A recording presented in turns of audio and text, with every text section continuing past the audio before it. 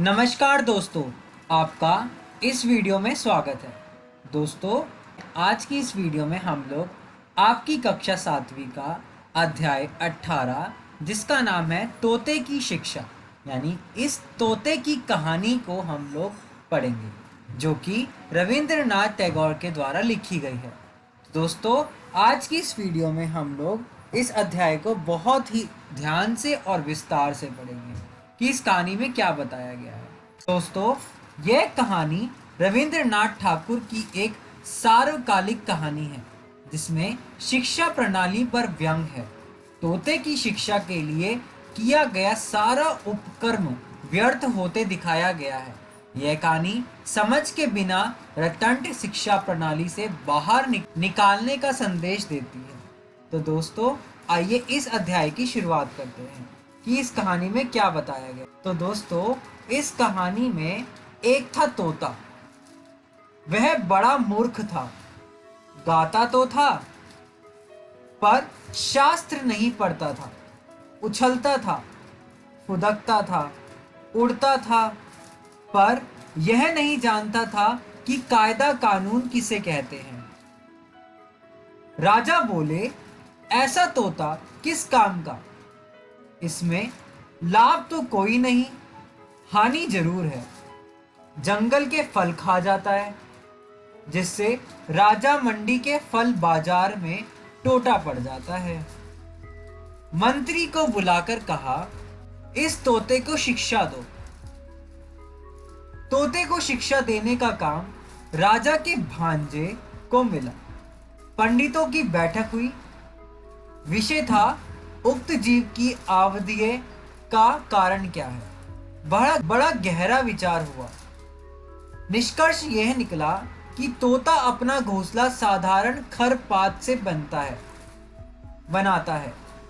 ऐसे आवास में विद्या नहीं आती।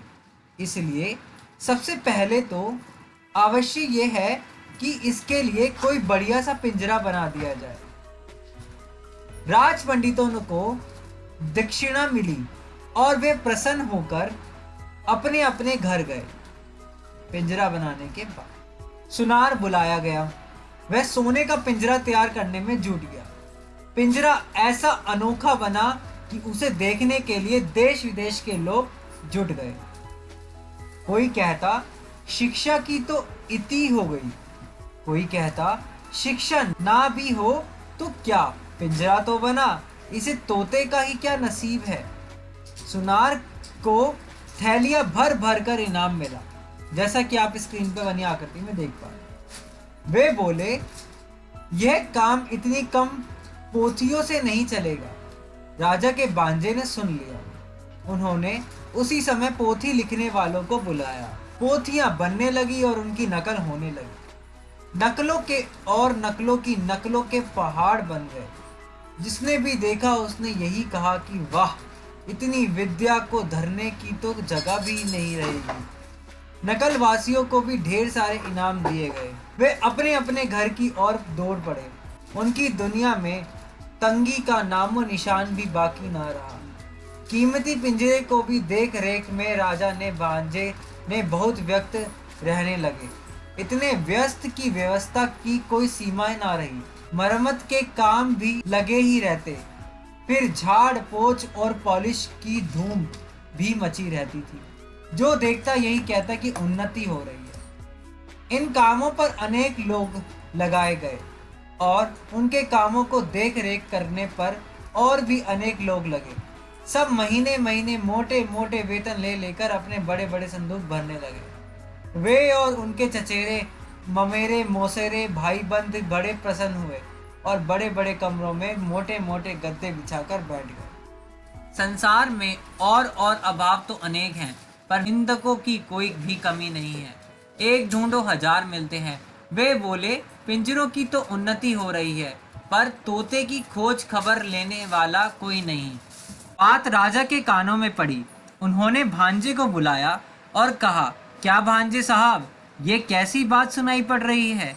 भांजे ने कहा, महाराज, अगर सच सच बात सुनना चाहते हैं तो सुनारों को बुलाइए, पंडितों को बुलाइए, नकलवासियों को बुलाइए, मरम्मत करने वालों को और मरम्मत की देखभाल करने वाले को बुलाइए।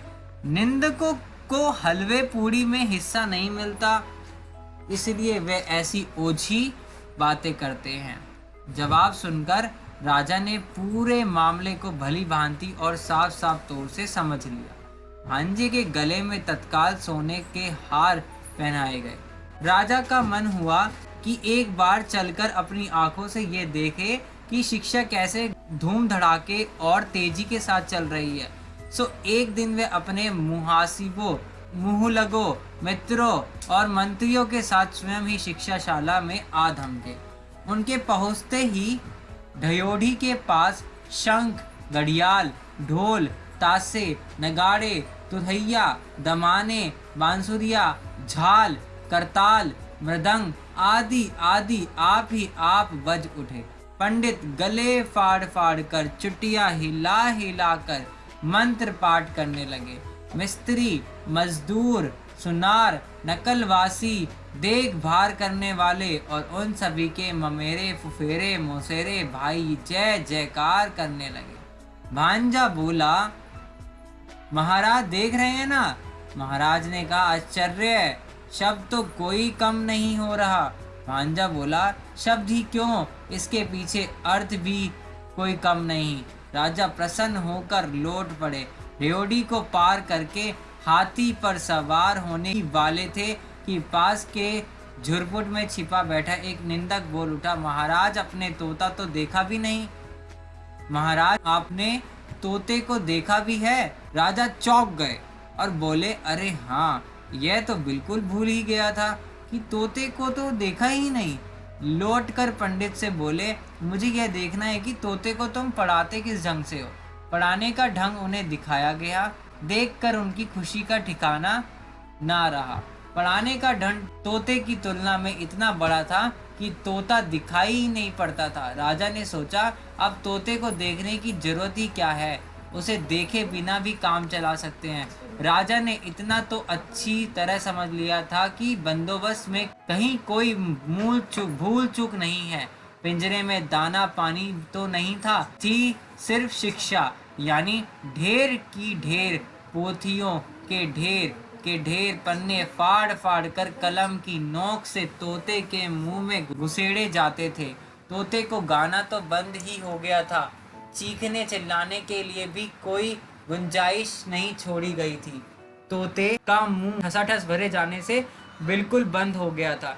देखने वाले के रोंगटे खड़े हो जाते।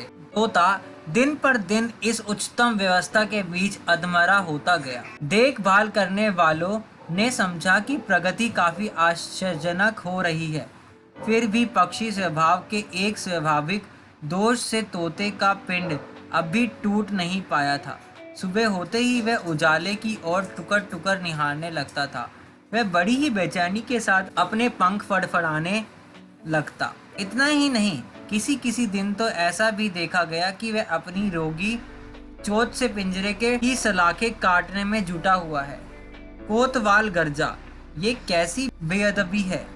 फौरन लुहार हाजिर हुआ, आग, भट्टी और हथौड़ा लेकर। ऐसी धमाधम लोहा पिटाई की हुई कि कुछ न पूछिए।